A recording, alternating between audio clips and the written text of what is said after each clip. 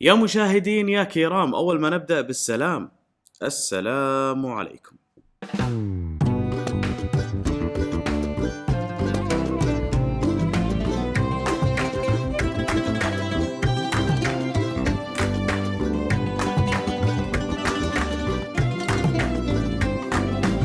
في أشياء وايد بحياتنا اليومية إحنا نعتبرها من المسلمات، تربينا وكبرنا عليها. على سبيل المثال الدوانية، منو فينا ما راح الدوانية أو عندهم أصلا دوانية ببيتهم؟ هالشيء هذا طبيعي بالنسبة لنا. لكن لما يجيلك أجنبي وينبهر بفكرة الديوانية، ومو بس كذي، يكمل دراسته العليا، ياخذ الدكتوراه بموضوع الديوانية. منو هذا وشنو سالفته؟ ايش رايكم؟ خلنا نسمع قصته منه هو. Hello, Nasser. How are you? It's been a long time. Yeah, a long time, sure. So how can I help you today, my friend? Briefly, who are you? Why did you choose Kuwait? And why Duanias? Sure. So I'm Dr. Clemens Chay. I'm now with the Middle East Institute in the National University of Singapore. Previously, I was doing my PhD in Durham University in the UK. I was the n.alabouh fellow there, so I got a scholarship to do my research. And my research, of course, as you said, is on the Kuwaiti Diwaniyas, or more affectionately known as the Diwawin. How did I come to choose Kuwait? That was a decision that I made about 8 years ago. In 2012, when I first met you, of course. I was supposed to go to Syria at first for an exchange program in the Middle East, but the civil war over there broke out, and so the director of my campus said, no, you can't go there. So obviously I had to pick somewhere else. And so the university that I went to had a partnership with the American University of Kuwait, AUK, as you know. Where we met. Where we met, and the director asked me if I would be willing to ditch and abandon my classmates who are going to so-called exciting places such as Beirut or Palestine and Egypt. So I gave some thought about it at first, thinking that will I be alone in this country that I've never been to before? And eventually I said, yes, I'll go. So that's how it started. That's how my journey to Kuwait started. And I believe that this journey is still going on, carrying on right now. I was supposed to do Arabic studies at the University of Kalamun. And this, of course, didn't work out because of the political crisis over there and the militant situation. To be honest, Syria will be really interesting. Like the history there is crazy. Yeah, I've heard about it. I've read, of course, I study the history of the religion, Islam, and the history of the Arab peoples and the caliphates and things like that. So, of course, that destination intrigued me and kept me interested for a long time while I was doing my degree in Middle Eastern Studies. You mentioned Lebanon and Egypt. Yes. Say like Egypt, like many people would pick it as a destination. Yeah, well, that didn't mean that I didn't go to Egypt. I went there because some of my friends were there, but it didn't appeal to me as a study destination.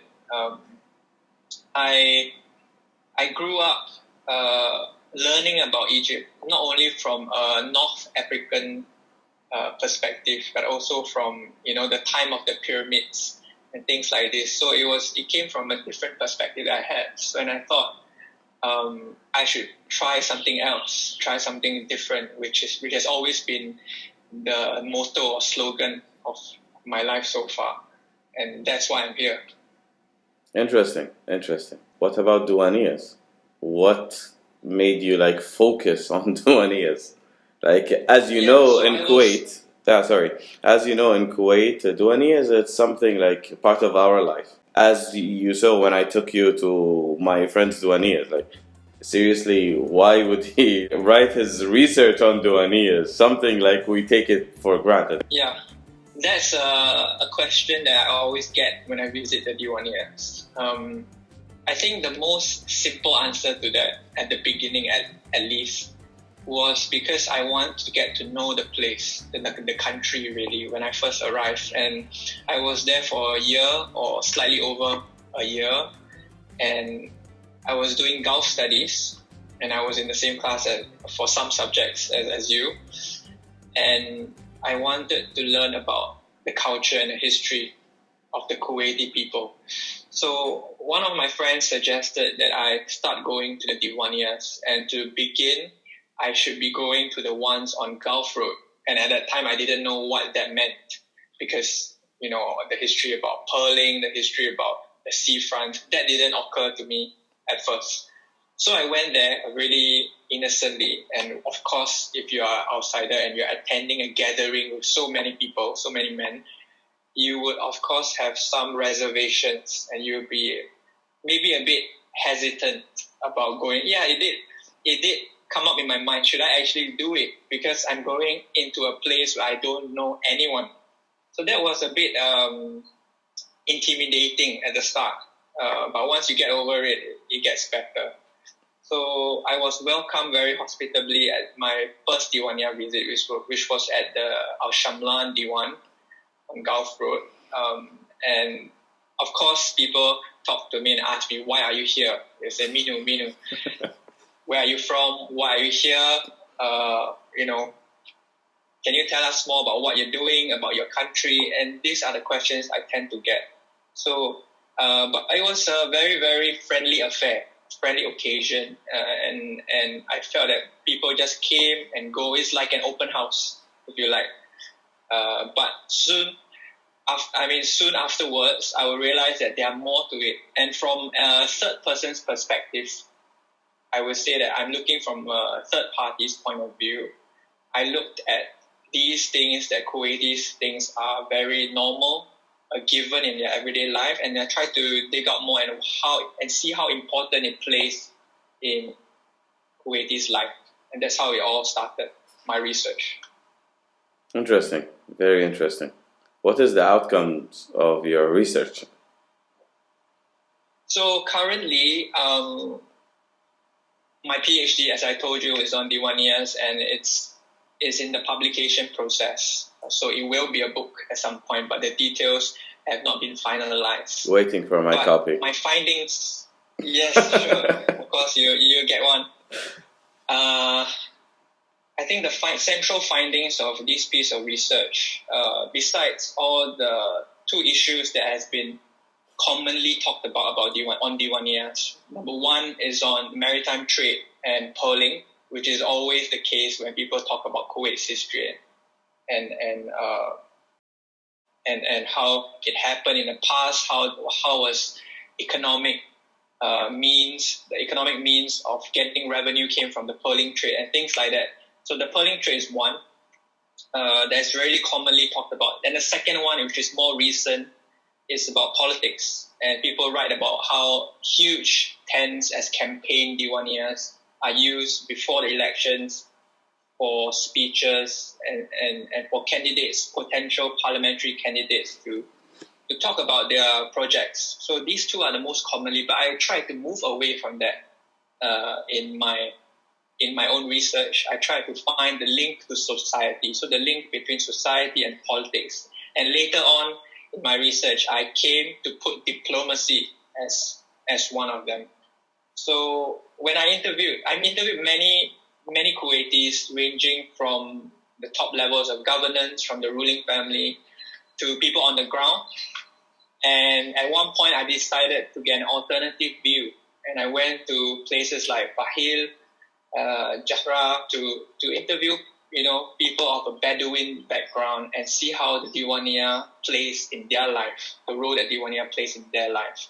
So that was a later stage where I tried to come up with a different angle. I tried to take a different angle and look at the Diwaniyah dish. And I got a whole new perspective, a whole new world, if you like. So that was all good. I think in terms of more research findings and how I would say connect to certain theory or certain parts of history, the Diwaniyah, as Sheikh Muhammad Sabah Salim says, is an organizing agent in Kuwait.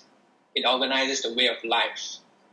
But if I were to connect this to theory, there's a theory called capital, social and cultural capital. And this was by a French sociologist.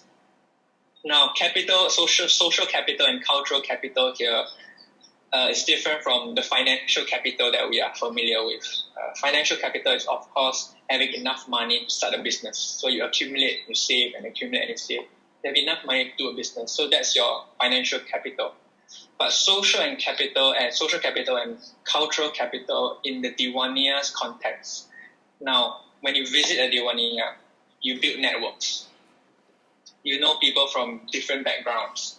Maybe this guy is a businessman, this guy is an MP, maybe this guy is working in the bread industry or food industry. So you know people from different backgrounds, and that's how you accumulate your social capital. You widen your social networks. So if you look at it, social capital is gained by getting networks that cuts across Kuwait society on a horizontal basis. Cultural capital really is about the family. So as you know, at the core of the Diwaniyah is about the family. It's where the family gets to meet regularly, and also for the younger generation to understand the history of their fathers, grandfathers, and etiquette, the know-how, how to behave, certain social manners, certain cues and codes to see in the room in the Diwaniyah. Where should they sit? You know, if you are younger, of course, you're sitting next to the exit.